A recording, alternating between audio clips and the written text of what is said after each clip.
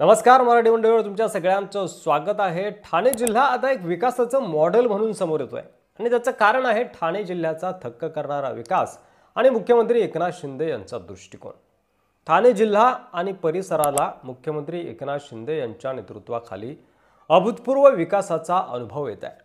त्यांच्या दूरदृष्टीने आखलेल्या 34 पायाभूत सुविधा प्रकल्पांमुळे ठाणे हा मुंबई महानगर प्रदेशातील म्हणजे MMR मधील महत्त्वाचं केंद्र बनलेलं आहे।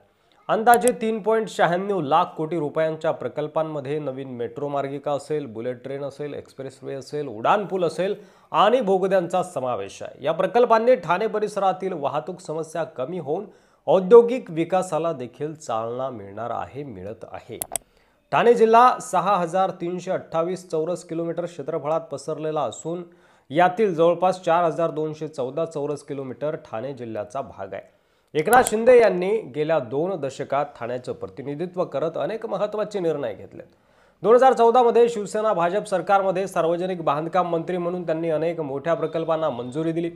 त्यानंतर महाविकास आघाडी सरकार आणि महायुती सरकारच्या काळात नगर विकास आणि सार्वजनिक बांधकाम मंत्रालयाचा कारभार त्यांनी समर्थपणे सांभाळला।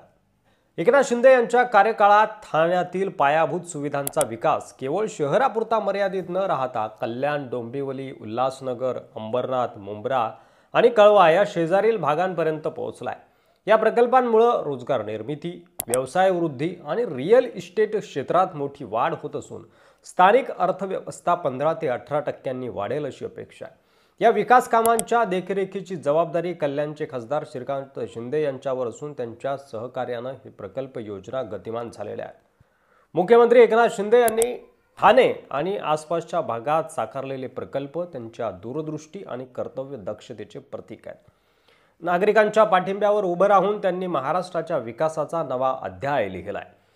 ठाणे जिल्ह्याच्या पायाभूत सुविधांमुळे या परिसराला देशातील प्रगत शहरांच्या श्रेणीत स्थान मिळणार आहे आणि त्यामुळे एकनाथ शिंदे यांच्या या दूरदृष्टीमुळे विकासाभिमुख दृष्टीमुळे ठाणे जिल्हा हा विकासाचं एक नवीन मॉडेल म्हणून समोर येतोय आणि त्यामुळे एकनाथ शिंदेंना या भागातील सर्व जनतेची भरभरून साथ मिळते आहे।